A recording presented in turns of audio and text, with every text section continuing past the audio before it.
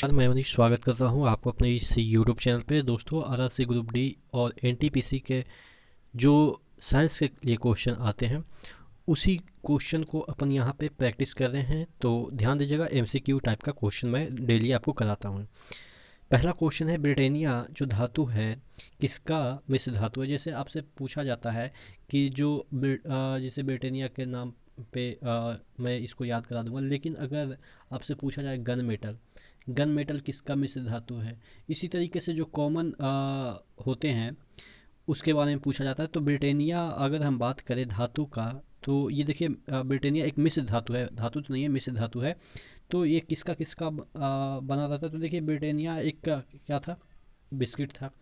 अब जब मैच हम लोग बचपन में लेते थे, दो पार्टी में बढ़ जाते थे अपन लोग और मैच लेते थे, तो ब्रिटेनिया का लेते थे ना, ब्रिटेनिया या पार्ले जी, तो ब्रिटेनिया से अपन याद करेंगे। तो कह रहा है कि ये देखिएगा, काश काश एंटी पार्टी में होते तो ब्रिटेनिया का जो वो पैकेट आता है वो जीत जाते। ठीक है, अगर आप हारते होंगे अपने मतलब टीम से अगर हार जाते होंगे तो कहते होंगे कि काश एंटी वाले टीम में, ठीक है, होते तो ये ब्रिटेनिया जो बिस्किट है वो जीत जाते।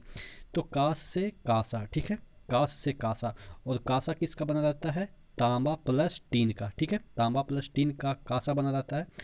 और एंटी पार्टी में रहते थे, यानी कि एंटी मनी, यानी कि जो ब्रिटेनिया धातु है यानी कि मिश्र धातु है वो किसका किसका बना रहता है, एंटी मनी और कासा। कासा मतलब कि तांबा और टीन को ही कासा कहते हैं। ठीक है, तो ध्यान रखिएगा, ब्रिटेनिया जो मिश्र धातु है वो किसका किसका बना रहता है।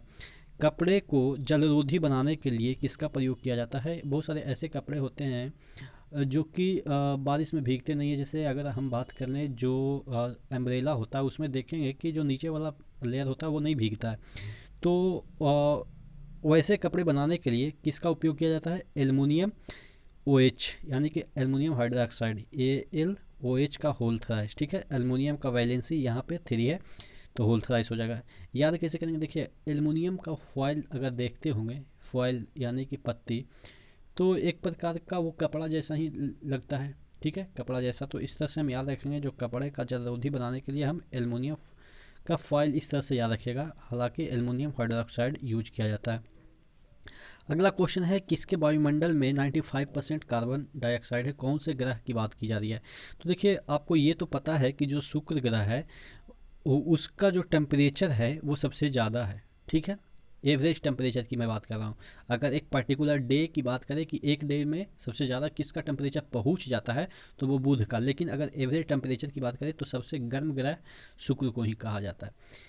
अब इसके पीछे साइंस क्या है कि ये जो शुक्र वाला जो एटमॉस्फेयर है शुक्र ग्रह के, उसके अंदर कार्बन डाइऑक्साइड है। अब सबसे ज़्यादा कार्बन डाइऑक्साइड है, यानी कि 95% कार्बन डाइऑक्साइड ही है। तो जो सन का जो वार्म है यहाँ पे आती है तो ये ट्रैप कर लेता है और बाहर जाने नहीं देती है। ठीक है, गर्मी को ट्रैप कर लेता है, यानी कि अपने अंदर तो ले लेती है लेकिन CO2 बाहर जाने नहीं देती है, जिसे हम ग्रीन हाउस इफेक्ट भी कहते हैं। तो इसकी वजह से ये गर्म हो जाता है। ठीक है, किसकी वजह से, ये CO2 ज़्यादा होने की वजह से ये ज़्यादा हीट को ट्रैप करती है। तो वैसे भी आपको समझ में आ गया कि किसके वायुमंडल में सबसे ज़्यादा कार्बन डाइऑक्साइड है, CO2। और जब CO2 सबसे ज़्यादा होगा तो हीट भी सबसे ज़्यादा होगा, यानी कि सबसे गर्म ग्रह भी शुक्र ही है। कौन सा रोग कम्युनिकेबल है, यानी कि संक्रमित है, यानी कि एक आदमी से दूसरे आदमी और दूसरे आदमी से तीसरे आदमी को फैल जाता है। तो ये कॉलरा, पहले आपने सुना होगा। ठीक है, पहले आपने इसके बारे में सुना होगा कि कॉलरा से गांव के गांव मर जाते थे लोग, यानी कि जैसे अभी आपका पेंडेमिक चला हुआ है इसमें कह रहे ना कि बहुत सारे लोग मर रहे हैं। तो उसी तरीके से कॉलरा पहले जब इसका दवाई नहीं था तो इसमें गांव के गांव उजड़ जाते थे, एकदम से सभी मर जाते थे। तो ये एक लोग से दूसरे लोगों के बीच फैलेगा तभी तो ऐसा होगा। ठीक है, एक लोग से दूसरे लोगों के बीच फैलेगा।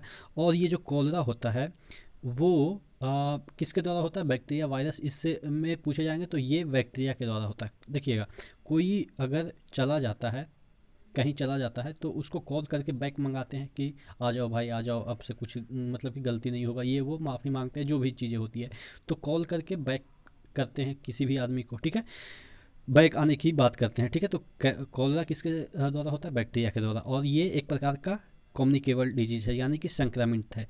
टीबी आपका संक्रमित नहीं है, एक आदमी को है तो एक ही आदमी को होगा। ठीक है, अस्थमा भी संक्रमित नहीं है, जरा दृष्टि दोष भी संक्रमित नहीं है। नोटा ऑप्शन पहली बार 5 राज्यों में भारत में कब यूज किया गया? जो नोटा ऑप्शन होता है वोटिंग के समय, तो देखिएगा पहली बार ये जो नोटा ऑप्शन है वो 2013 में यूज किया गया था। ठीक है, 2013 के इलेक्शन में जब 5 राज्य में चुनाव थे तो उसमें यूज किया गया था। देखिए अगर हम नोटा की बात करें, नोटा मतलब नहीं, ठीक है, तो यानी कि तेरे को भी नहीं देंगे, तेरे को भी नहीं देंगे, तेरे को भी नहीं देंगे, मतलब कि किसको नहीं दे, किसी को नहीं देगा और नोटा दबा देगा। तेरे को भी नहीं देंगे यानी कि 13 में ये यूज हुआ था इंडिया में पहली बार। तेरे को भी नहीं देंगे, तेरे को भी नहीं देंगे, इस तरह से याद कर सकते हैं। कौन से सीजेआई यानी कि चीफ जस्टिस ऑफ इंडिया पहली बार गवर्नर बने थे? तो देखिए पहली बार गवर्नर बने थे। गवर्नर क्या करता है? सताता है किसको? चीफ मिनिस्टर को सताता है, क्योंकि चीफ मिनिस्टर कोई काम करता है तो ये मानता ही नहीं है, ठीक है, क्योंकि सेंटर का रहता है गवर्नर। तो सताशिवन, ठीक है, सताशिवन, पी सताशिवन एक ऐसे चीफ जस्टिस ऑफ इंडिया रहे जो कि बाद में गवर्नर बनाए गए, ठीक है। और राज्यसभा के सांसद तो अभी हाल ही में कौन बनाए गए हैं ये आपको पता होना चाहिए कि पूर्व सीजेआई गोगोई साहब को राज्यसभा का सदस्य बनाया गया। ठीक है, वो अलग बात है। तो ध्यान देते हैं अगला क्वेश्चन पे। अफ्रीका महादेश में कितने देश है? दो विवादित जो देश है सोमालियालैंड और पश्चिमी सहारा को छोड़ के 54 देश है टोटल, ध्यान रखिएगा। फिर से क्वेश्चन पे आ जाते हैं जो कि साइंस का क्वेश्चन है। सी हॉर्स किस क्लास में से संबंधित रखता है? सी हॉर्स के बारे में पूछा जाएगा क्या है, तो क्या ये जानवर है, क्या ये पक्षी है, क्या ये आपके फिश है?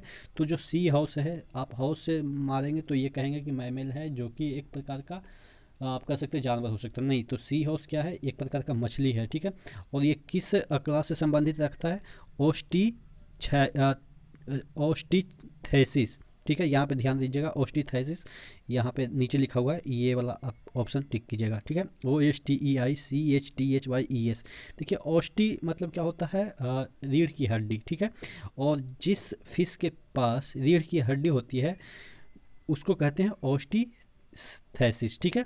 तो जो सी हॉर्स है एक प्रकार का मछली है, वो किस क्लास से संबंधित रखता है? वो ओस्टिथेसिस से संबंध रखता है, ठीक है। तो आशा करते हैं चीज़ें समझ में आई होगी। नेक्स्ट वीडियो मिलते हैं, तब तक के लिए धन्यवाद।